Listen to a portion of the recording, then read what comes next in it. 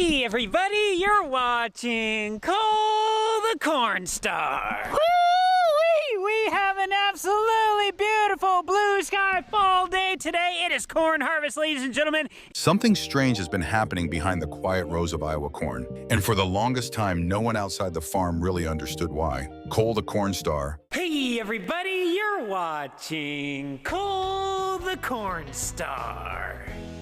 Once the golden boy of YouTube farming, praised for his grit and small-town honesty, has been disappearing into a fog of financial case, abandoned projects, and emotional strain. Viewers sensed something was off, but the real story runs far deeper than a few broken grain bins or a stalled renovation. And in this video, a piece of that hidden truth, the part no one has talked about, that never made it into the upbeat thumbnails, is finally coming into the light. Because what happened to Cole isn't just a downturn, it's a quiet, chaotic unfolding that almost no one noticed until it was too late. Are you ready to hear what really went on behind the camera? It began with innocence. Back when Cole first started uploading videos, he spoke of wanting to be a megaphone for agricultural education and innovation.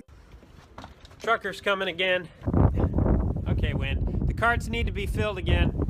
A fourth-generation farmer from central Iowa, working alongside his father and brother, he offered viewers a rare peek into real farm life. The dusty tractors, cracked soil, early morning planting, stubborn farm equipment, and the raw, unvarnished reality of rural work. For many, it felt authentic, a breath of fresh air in a world of glossy, curated content. In those early days, it seemed like a story of humble origins rising into opportunity. The family farm, multi-generational, respectable, with modest means, but with ambition. Cole often said that if one could just stay persistent enough, work hard enough, even a rural farm could chase the American dream. But in mid-2021, things shifted. In a video titled, "Is the $1 million bin site going to bankrupt the farm?" About 30 bales or so left to get picked up today, and then I think we're gonna pick up some for our neighbor because he's letting us use his trailer, so it's kind of a nice thing to do. Cole questioned whether sinking $1 million into a new bin storage site might have been a mistake. It was more than just a casual, maybe too much. It was a serious financial question that was clearly voiced to his audience. Construction went ahead anyway. The new bin site went up. On the surface, modernization seemed underway. Better storage for grain,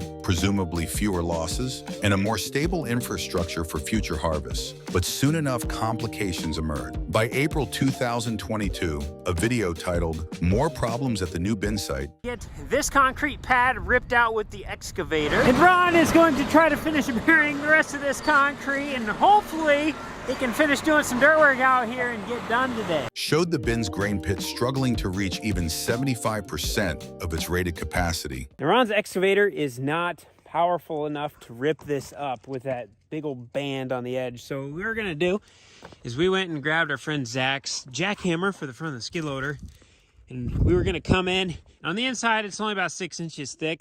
Even plugging an auger, a telltale sign that the build was flawed. What was supposed to be the farm's growth, its leap forward, began to look like the first misstep across a slippery ledge. Questions crept in. Had the contractor done poor work? Were there design or structural flaws? Could the farm afford to fix them? Root problems seemed buried deep behind marketing-style videos and the glow of modern farm content. 2 years later, in March 2023, the pain turned public. Cole released, "I sued my $1 million bin site contractor." This is the lawsuit I filed on my general contractor for the $1 million bin site, and this is their response. A video announcing that his family was suing the contractor who built the problematic bin site. What once looked like progress now reeked of failure, blame, and legal exposure. The dream of modernizing the farm had mutated into a lawsuit, a battle over responsibility, and a public admission. The investment may have been disastrous, but the grain bin was not the only project. Around the same period, the family started a massive renovation, the restoration of their old farmhouse. The work in the underground movie theater, Roman and I are going to be working on digging some more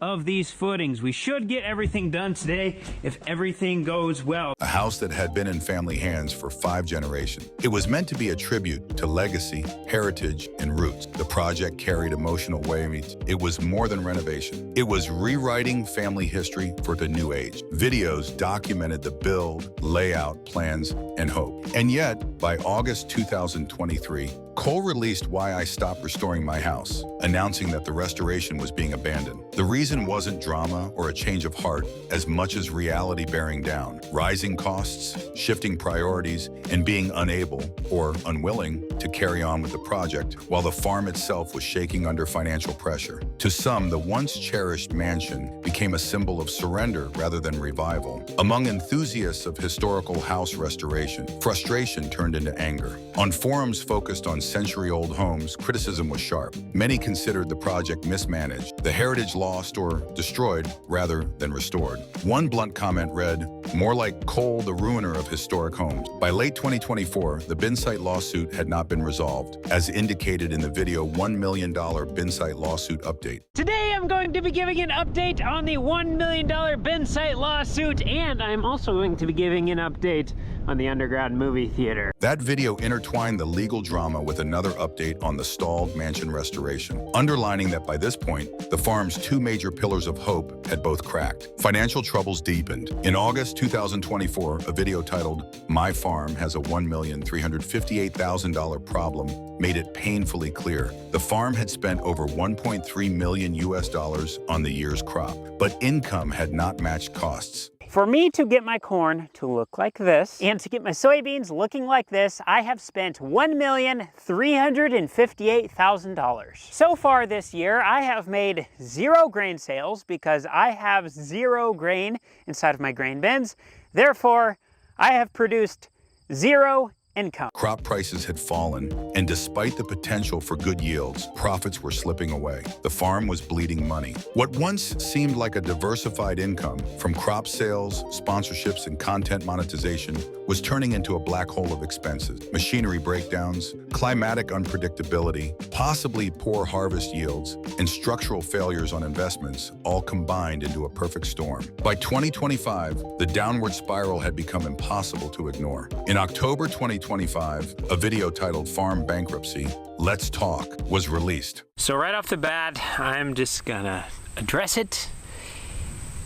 Is our farm on the edge of bankruptcy? A public reckoning of how precarious the family's situation had become. It did not pull punches. Crop threats, equipment failures, and mortgage-sized debts made the future of the farm uncertain. The video showed them combining soybeans, trying to fill grain bins, hauling loads, but all while anticipating financial collapse. That farm, which once happily recorded planting and harvest, youth and hope, now documented fear, uncertainty, and survival. What makes this story especially tragic is how human it is, how full of genuine hopes, good intentions, and belief in a dream. The early day message was simple: share real farm life, show people the sweat behind food, maybe inspire a generation to respect agriculture. For a while it worked. Many viewers connected, admired, and believed. Then came pressure, bigger acreage, bigger investments, and more modern infrastructure, because being a farmfluencer came with a silent imperative to scale up. The $1 million bin site, mansion restoration, neither of those were modest choices. They were bold, risky, and typecast as content worthy of millions of views. Yet with risk came consequences. By dragging legacy,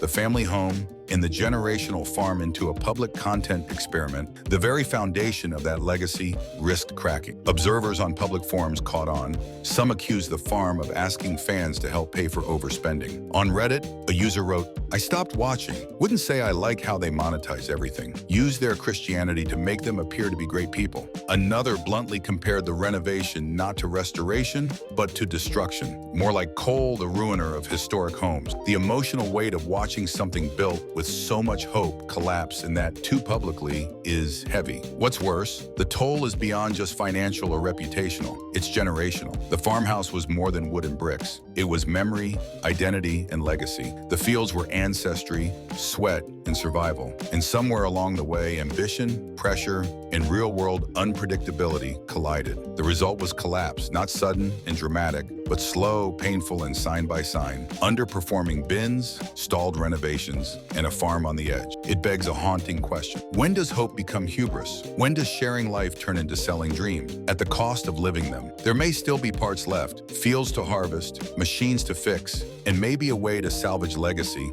But right now, in 2025, the composite image of success that once glowed on screen looks cracked and fragile. The YouTube farming channel that promised authenticity, transparency, and resilience now exposes raw vulnerability and the heavy cost of chasing big dreams under a spotlight. It's a portrait of what happens when rural roots collide with social media demands. Family heritage becomes content, and content becomes currency. When modern agriculture, big investments, and public performance converge and real life pays the price. If there is any hope of redemption, it would require rebuilding the barn, bins, and most importantly, the farm's soul. Fixing the debts, finishing the house, or letting it rest in dignity, refocusing on farming rather than spectacles, and finding stability over clicks. But whether that will happen or even can happen is unclear. What's clear is this: the story of Cole the Cornstar. It ends in a struggle, a reckoning, and a question of what legacy truly means when life is treated as a show. Let us know what are your thoughts and opinions about his story in the comment section.